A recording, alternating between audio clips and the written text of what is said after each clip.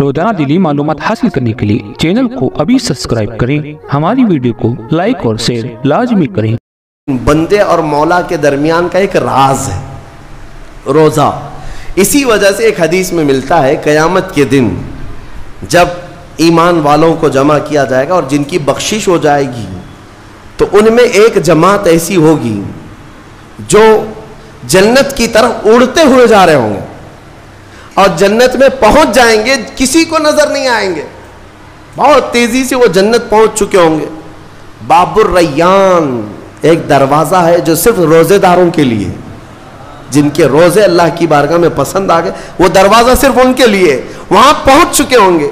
बहुत सारे अहलुल्लाह, बड़े बड़े मकामात वाले वहां मौजूद होंगे। पूछेंगे तुम कहां से आए, कौन से रास्ते से आए? न वहां नजर आए न रास्ते में नजर आए, यहां कैसे पहुंचे? तो वो कहेंगे कि अल्लाह तबारक व तआला ने हमें रोजों की वजह से ये मकाम दिया। रब ताला की तरफ से इरशाद होता है कि इन बंदों ने दुनिया में जो रोजा रखा था वो सबसे छुपा हुआ था, किसी को पता नहीं था रोजा है या नहीं। इसलिए जब मैंने इनके रोजे कबूल किए तो सबसे छुपा कर इन्हें जन्नत की तरफ भेज दिया। वहां पर भी ये जजा दी गई। मेरे अजीजों, फजीलतें बहुत सारी हैं, सबको पता है, लेकिन मैं जो कह रहा हूं वो ये है कि अगर अपने नफ्स को कंट्रोल में लाना हो तो ये रोजे शर्त हैं। एक सहाबी हुजूर की बारगाह में आए, जवान थे, कहा कि या रसूल अल्लाह सल्लल्लाहु अलैहि वसल्लम, जवान हो चुका हूं, शादी की उम्र है, लेकिन शादी करने की ताकत नहीं, माल नहीं, असबाब नहीं, क्या करूं? शादी न करे तो गुनाहों की तरफ चले जाएं, ख्वाहिशात हैं इंसान की। तो जानते हैं मेरे आका सल्लल्लाहु ताला अलैहि वसल्लम ने क्या फरमाया कि अगर इस्तिताअत है तो शादी कर ले, वरना रोजा रख ले। शादी के बदल डायरेक्ट कौन सी चीज? रोजा। फरमाया इसलिए कि रोजा तुम्हारी शहवत को खत्म करता है, तुम्हारे अंदर सब्र कायम करता है। अजीज़ान गिरामी, हदीस पाक का ये मफहूम मैं आपके सामने रख रहा हूँ। तरबियत में मेरे आका ने उन नौजवानों से कहा जिनकी शहवत गालिब है, जो गुनाहों की तरफ ज्यादा जा सकते हैं, उनके लिए फरमाया गया वो रोजा रखें, कंट्रोल में रहेंगे। सिर्फ रमजान का ही नहीं, साल में और भी दिनों में रोजा रखो ताकि तुम्हारा नफ्स काबू में रहे, कंट्रोल में रहे। मैं चंद महीने पहले कुछ नौजवानों की कसरत को देख रहा था जो अपने जिस्म को शेड्यूल बनाने के लिए, मेंटेन करने के लिए डाइट प्लान तैयार कर रहे थे। तो उसमें एक बहुत ही बड़े डॉक्टर हैं जिन्होंने डाइट प्लान दिया, तो उसमें उन्होंने मेंशन किया कि हफ्ते में एक दिन भूखा रहना चाहिए, सुबह से शाम तक। वो नॉन मुस्लिम है। मैंने पूछा था कि ये आपके डाइट प्लान में किस लिए है, तो उन्होंने उसकी साइंटिफिक वजह बताई कि हफ्ते भर में हम जो कुछ भी खाते हैं, कुछ ऐसी चीज़ें जमा हो जाती हैं जिनको पिघलने का मौका ही नहीं मिलता, हम बार बार खाते रहते हैं, उस पर चीज़ें जमा होती रहती हैं। एक दिन हफ्ते में अगर अपने पेट को खाली छोड़ दिया जाए तो फासिद मादे गल करके बाहर निकल जाएंगे और सेहत हमेशा सही रहेगी। ये दुनिया कह रही है। मेरा मौला बगैर हिकमत के कोई चीज़ तुम पर फर्ज नहीं फरमाता। जिसने हमारे जिस्मों को बनाया, जिसने हमारी रूह को बनाया, वही ज्यादा बेहतर जानता है कि हमारे हक में क्या चीज अच्छी है। इसलिए ए मेरे अजीजों, अब इन नफ्स के खिलाफ जो बातें मैंने अर्ज की हैं, नौजवानों, आज तुम्हारे लिए नहीं, पूरी जिंदगी का सबसे बड़ा चैलेंज है, सबसे बड़ा चैलेंज। जो अपने नफ्स अम्मारा से बच गया वो सही सलामत दुनिया से चला गया, वरना मौत के वक्त बिस्तर पर रूह निकलने से पहले भी नफ्स अम्मारा बहकाता है। यह शैतान का करीबी दोस्त है। ये दोनों की सांठ गांठ है, नफ्स की और शैतान की दोस्ती बहुत गहरी है, बहुत गहरी है। इसीलिए तो शैतान जाता है तो नफ्स उसका काम करता रहता है। दोनों मिलकर के इंसान को तबाह बर्बाद करते हैं। लेकिन उसके बावजूद अगर आप बचे हैं तो ये अल्लाह का फजल है तुम पर, अल्लाह का फजल है। मैं बनी इसराइल के एक शख्स के मुतालिक पढ़ा था, बड़ा इबादत गुजार शख्स था। वो अपने सौमा में, सौमा कहते हैं जिसमें इबादत करते हैं, بنی اسرائیل کا وہ عبادت گزار شخص قریب 80 سال تک عبادت کیا اور باہر نہیں نکلا. شہر میں سب سے زیادہ مقبول، ہر ایک اس کے پاس دعائیں کرانے کے لیے آتے تھے. اتفاق سے اس گاؤں میں ایک گھر کے 4 بھائی تھے، وہ تجارت پر جا رہے تھے. ان کی تنہا بہن تھی گھر پر. چاروں نے سوچا ہم تجارت پر جا رہے ہیں، اپنی بہن کہاں چھوڑیں. تو چاروں نے کئی لوگوں سے مشورہ کیا اور بزرگوں سے بات چیت ہوئی تو کہا کہ وہ عابد جو شب زندہ دار ہیں، رات بھر عبادت کرتے ہیں، ان کی نگرانی میں چھوڑ کر، ان کی کفالت میں چھوڑ کر چلے جاتے. وہ چاروں آئے اور اپنی تجارت کا سفر بتایا اور کہا کہ ہماری بہن گھر پہ رہے گی، بس آپ دیکھ بھال کریں. اور وہ تجارت پر چلے گئے.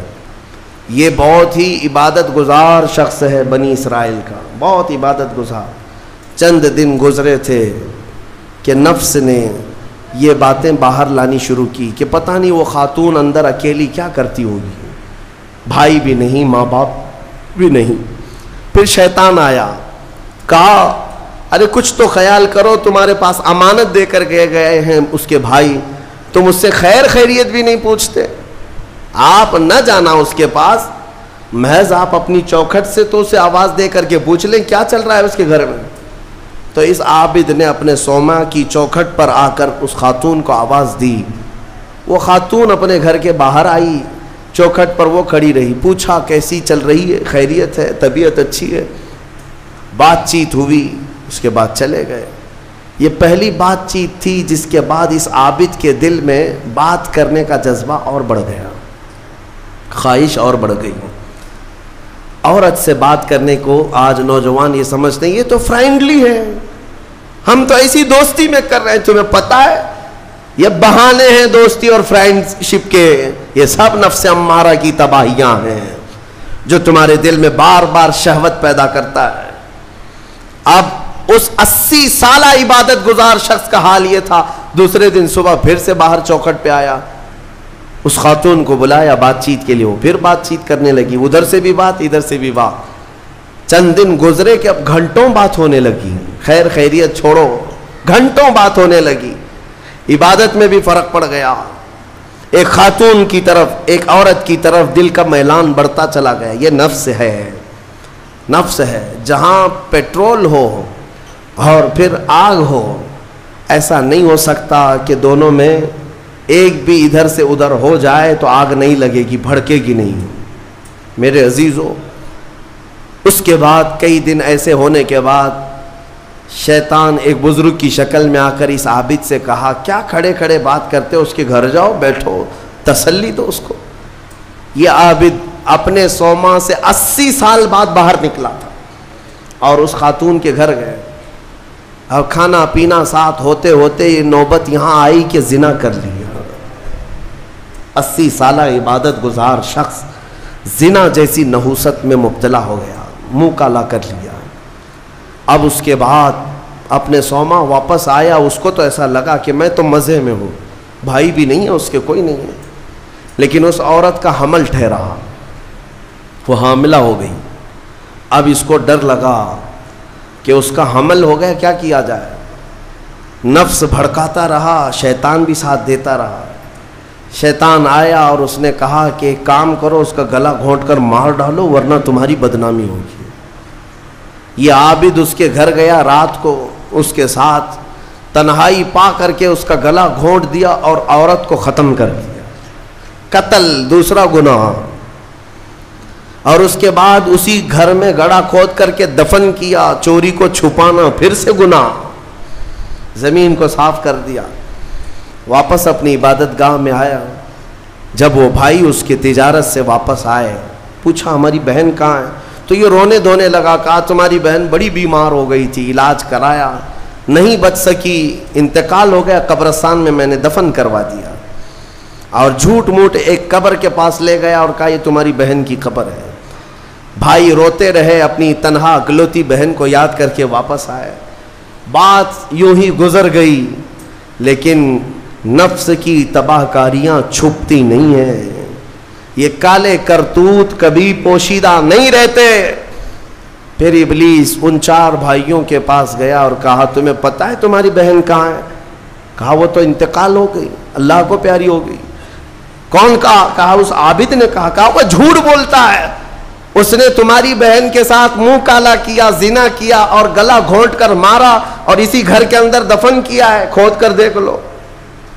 ابلیس نے ان بھائیوں کو سب بتایا، اور جب ان بھائیوں نے زمین کھودی تو لاش سڑی گلی موجود تھی۔ اللہ اکبر! اب زمین کے پیروں کے نیچے زمین کھسک گئی۔ کیا اللہ والا ایسا بھی کر سکتا ہے؟ اتنا عبادت گزار۔